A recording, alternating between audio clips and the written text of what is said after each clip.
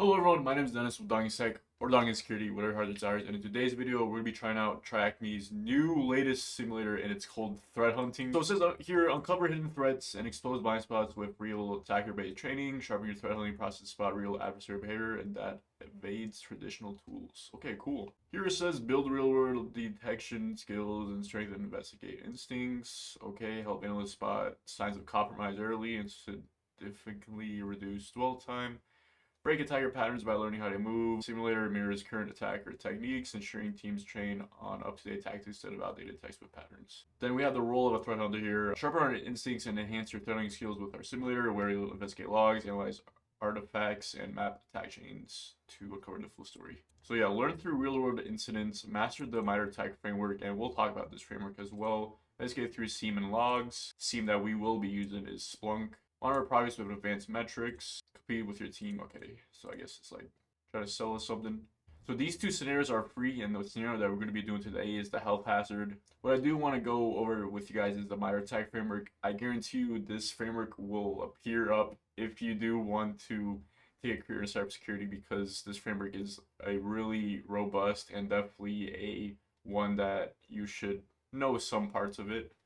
So there's 14 tactics all the way to reconnaissance, and then we have the impact. Each of these tactics have specific techniques, and each of those techniques, so let's say active scanning has sub-techniques for that main technique. So you can see the sub-techniques right here: scanning IP blocks, vulnerability scanning, wordless scanning.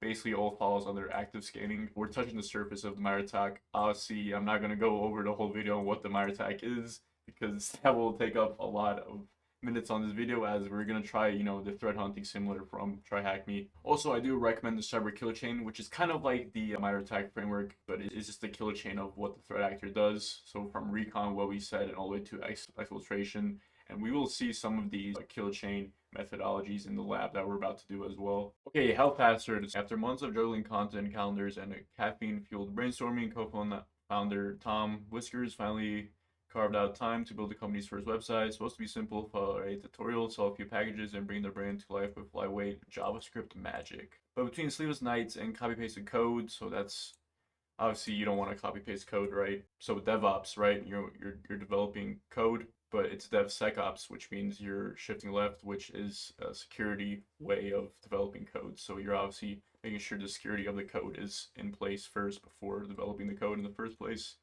Copy-pasted code, so I assume right off the bat it's just one of the code he copy pasted onto the website. It's malicious, and there's a JavaScript malicious JavaScript code. Tom started feeling off, not sick exactly. Okay. Reassuring green test, load file, everything looked normal. Then a strange file appeared on the system. No one could say where it came from. Wasn't part of the tutorial. Didn't match any known dependencies. Didn't even run. Just waited. Okay. Attacker may have leveraged a compromised third-party software package to gain initial access to the system and suddenly stage a payload for later execution. They likely established persistent domain access without immediate detection. Okay, so these are objectives right here. And we'll get all these objectives down, because I've already done this scenario before, and but the bot says I still fail. And keep in mind, it is AI grading the report. So we have our summary here. Classification, this just means TLP. Amber just means that it's, sensitive information. There's tons of different light protocols: red, amber, green. Sensitive information, need to know basis with an organization community. This is our threat mission right here. Basically is what we're expected to be doing, and we'll definitely do all this. Don't need to explain it. IOCs here, these are actually some of the IOCs that are malicious. You have PowerShell XC, encoded command, which is part of obfuscation. I can never pronounce that right. Basically means making something obscure for the blue teamer to understand what's going on. So there's just a bunch of loopholes that the attacker has placed to make the defender hard to understand what's going on. Basically, kind of like a smoke bomb or whatever. That's what PowerShell is being used. But yeah, we'll definitely go over this. This is our scene right here. Security information event management system basically collects all logs of a endpoint or of anything really, of a log source, and just dumps it all into a SIEM platform such as Splunk. So CZ, we have 1,000 events. We have our asterisk, which just means it searches up all events no matter what it is. So command line, IP, destination host, you name it. And then we have our my computer here. I believe you can't, well, you can use my computer, just it doesn't matter for this. It doesn't matter for the SOC simulator videos that I did do. We can just go over it a bit. So the main thing you're going to be using with my computer is try detect this. So try detect this, it's basically like a secure file and URL analysis tool. So we can have a URL/IP check. So we can enter a IP address from this right here, and then we can determine if it's malicious or not malicious. And then we have a file analysis right here, so we can drag and drop files. I know one of the files from the SOC sim is this right here, important invoice update.pdf, invoice update. Just drag it here, analyze a file, and then it'll be deemed not malicious. Wow, that's, I would assume it's because we're in a different simulator, that's why it's not malicious. But yeah, this is from the SOC simulator from the last video where we did analyze this exact same file, and it did come up as malicious. So yeah, definitely a bad example there. Probably think I'm lying, but no, it's the truth.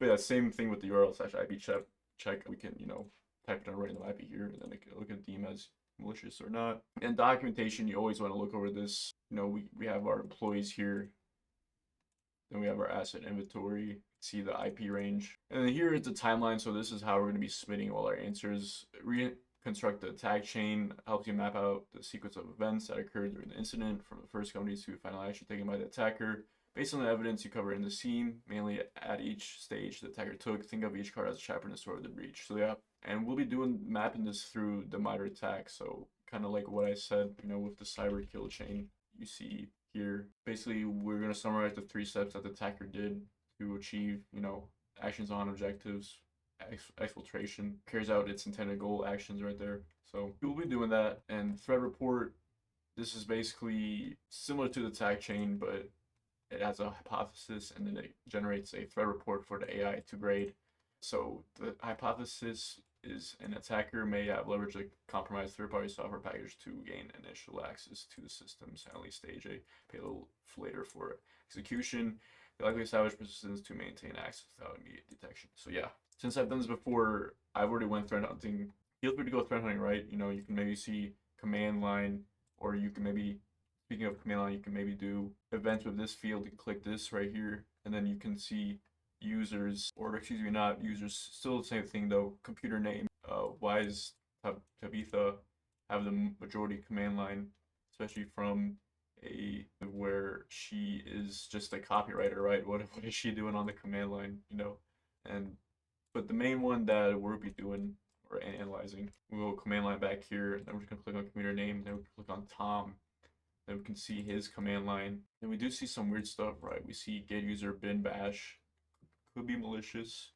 We do see these random executables right here. cygpath.exe, node.exe, npm, and that's where the hypothesis is being taken place, right? You can see hacker may have leveraged a compromised third-party software package. So maybe node.exe was that compromised third-party software package. So npm, we can see what's happening there. And then we can also see that y is the command line being ran by the parent process command line, which is PowerShell.exe, which is a well-known, way for attackers to, exploit a system or maintain persistence on a system, is because of PowerShell, since it writes scripts. So now my next train of thought right here is just filtering out, just doing PowerShell. And then we can see C6 events regarding PowerShell. Obviously, if this was a way bigger exam, there would be probably 20,000 events, but thankfully, since it's just a 15-minute quick, well, that's what it says, 15-minute quick simulator, we can just look at the command line, and then right off the bat, we see what I was talking about with the encoded command, right? This is encoded of a script right here. So we click this right here, click it, and then we can see who ran it, and there's only one result. See computer name, and look at that, Tom has ran it. See minus hidden, minus encoded. We can see that cmd.exe was an image of that. Node.exe, the parent image. So yeah, now this kind of helps support our hypothesis that npm, which is the compromised third-party software package, is the culprit of how node.exe helps with cmd.exe spawning a PowerShell command. Then we can ask ChatGPT here, decode this for me. See what ChatGPT says. Base 64 encoded. Obviously, we can use CyberChef, and we can, decode it by ourselves. And it actually tells us that this command right here is being used for persistence. In other words, persistence means that changes the operating system's registry run key or just registry in general.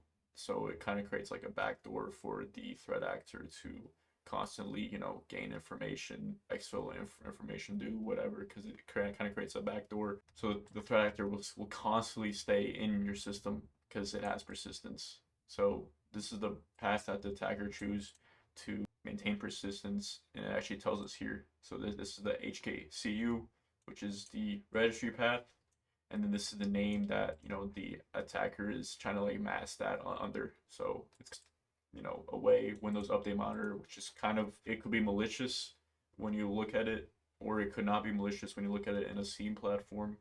So, but for this one, it is malicious because run and it is encoded and it's powered by PowerShell, and I believe cmd.exe is being used for Windows Update Monitor. It tells us right here like what does the script do. System help update.exe, say the download executable file in the user app data folder, and then this is the URL. This downloads the file, persistence command, like exactly what I said under the name Windows Update Monitor. So downloads malware from a remote server, saves it to okay, and then yep, okay. That's a ton of information right there. Yeah, so far, according to the IOCs, we got the PowerShell command, we got the decoded command of that PowerShell, we got the registry path, we got the registry value name, and then now we just need the npm package. We already did kind of went over the npm package, but we can just go again. So this is the npm package right here, healthcheck.lib101. The reason why I came up with the conclusion is because this is the node, which is the npm. It even has /npm JS, and then the same thing is being installed with healthcheck101. So yeah, we got our two logs that make sure that we're saying the right information that we should pass, but at the end of the day, it is AI that's being rated. But yeah, let me know if I'm missing something else. I mean, that's basically the main purpose of this whole lab. We got the 3 attack chain stages right here, and we'll definitely go through the attack chain. We'll definitely go through the attack chain's 3 stages. So this is the hypothesis, and it's definitely proven. Establish persistence, gain national access to the system, stage a payload for later execution, and the mine is hidden, gives away that as well. Let's go create our attack chain. Like I said, basically it's kind of like what is the MITRE ATT&CK framework. It also gives you the tactic technique that you have to do, and it's also the cyber kill chain of like what the attacker did. So the first title will be initial access. Grammar wise, I'm not going to do anything that much because just for you guys and girls just to learn like what the process is. Obviously, if this was like an actual exam such as the SAL 1 as of right now, I could really see TryHackMe creating a threat hunting exam, because that's what they did with the SAL 1.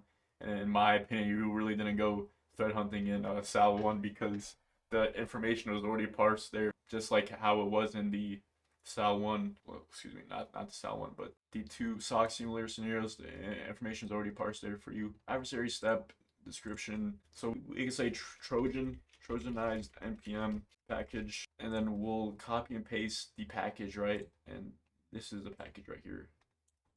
Whatever was executed during a npm installation. Like I said, I could care less about grammar. And then the execution process of npm package was node exe, so we can just was the command line that, which is node.exe being used to, I don't know, just being execution path for health check.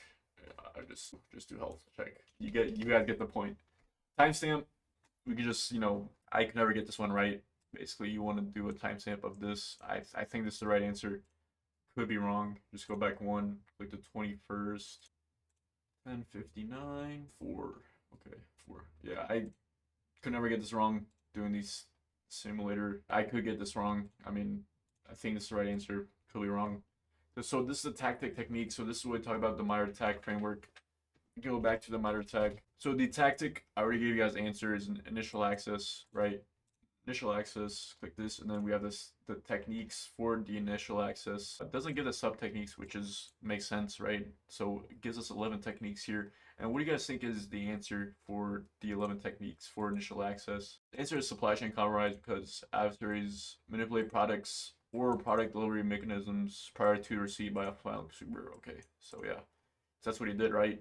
He, or the adversary, manipulated the npm, health check product, probably executed malicious JavaScript code, and from there, the actor, that's how the threat actor gained initial access. So answer would be supply chain compromise. And then user, it's gonna be Tom.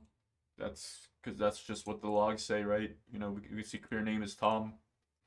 IOCs, indicators of compromises. This kind of just means like when you're performing forensics, kind of like evidence. So like IOCs, for example, and it actually has some example IP addresses. You can also do hash totals. So like MD5 hash, SHA-256 hash. You can do the website. You can do the command line. So we already done some command lines right here, and you probably if this was a professional report, I probably wouldn't have put the command lines there because that would be in the IOCs section. So we'll just do the IOCs to the image. I mean, obviously, you can just do image. Then here we can see the parent command line as well. I might actually just add install. Actually, no, just leave that there. And we just do this installation. I feel like that would be much better. Installation. It's basically the same thing, just install. Health check, that system health updater HC as well. So yeah, looks good. Obviously, if this is a real exam, we would use grammatic features for that stage or for any of these stages because this is not a real exam, but it's just a video to explain what was happening. So stage number 2 here. So this is called execution, and this is how the attacker triggers the payload. So just say execution. The technique here would be command and scripting interpreter because that's how PowerShell is ran because of from the scripting. So we just say cmd.exe was being launched using PowerShell. Then we can maybe just copy paste this whole command line right here. Okay, decoded to script that downloaded system health updater. That's the destination path of that remote server. Creates a registry key to maintain persistence. So then we have our user. Obviously, it's going to be Tom again, and then we have our IOCs. So I'm just going to copy paste this decoded script as the IOC. That actually gives a lot of information, and then I'm actually just going to do this as well. Copy paste. This is the not decoded. So it's how we decoded the script is from this right here. Save the timeline, and then we have our final strategy right here, which is going to be, you name it, persistence. Adversary achieves persistence by creating a run key at the registry hive located at this registry path right here. Value name attributed to that specific registry path was given by the threat actor called right here. So we have the tactic right here. Obviously, it's going to be called persistence, and then we have the technique of it, and it's going to be called boot or login auto start execution. Basically, what I just said, the registry key is being booted on auto start. So every time that the host, which is the computer that Tom uses, pod.tom, every time he uses it, there's always going to be a backdoor of the threat actor. Do whatever that the threat actor is planning on doing with Tom's computer. So that's what's called boot or log on auto start execution. Maintain persistence on that host. Then definitely get the name of that. Windows Update Monitor. Already did. So definitely do not include that in the video because I already did. And get this right here because it's a destination of the path executable. Okay. Bam. We'll submit our attack chain right here. And then after we submit, it's going to generate the threat report. Basically, this is how we constructed it all into a cyber case report. Nice little format. Summary of impact. So let's go submit findings in here. Like I said in the beginning of the video, not looking to pass it, just looking to gain a understanding of what has happened and to obviously post a video. Trail went cold, which is not true because we did understand it all. IOCs here, it does say 60%, but we did get the decoded command and we did get the registry path, so I think it's a mistake on their part. Unless I'm seeing something, obviously let me know. Decoded commands, we obviously did that with ChatGPT. This is the full decoded command, and we did get the registry path of that command right here. Run to name Windows Update Monitor, destination path. But all the other IOCs it did say that we did get correct. Maybe I just pasted these two in the wrong spot. Maybe it should have been on stage 2. I don't know. But yeah, we did get all the tactics, techniques identified. All the assets were correctly identified. What AI thinks we could have done better. Expose the connections between okay, applications, booster, okay, migrating more technical specifics, okay, such as exact command line diversity paths. I guarantee you I've done the command line diversity paths. But yeah, you know, AI grades it. In my opinion, we did trail went not cold, it went warm because we did complete the 3 stages from initial access. So we can just go over this again. npm package installed this right here, executed, and then from there the execution happened where the cmd.exe launched a malicious command line, and in that command line it was containing a script that installed persistence, and then in that persistence is basically a run that registry key. Let me know if I did anything wrong. In my opinion, I didn't. Obviously there's more that I could have improved on, maybe done more grammatically correct reports, but at the end of the day it's just a fun lab and that I want to learn what happened. It took me 40 minutes, but yeah, I'll see you when I see you in my next video. Peace out.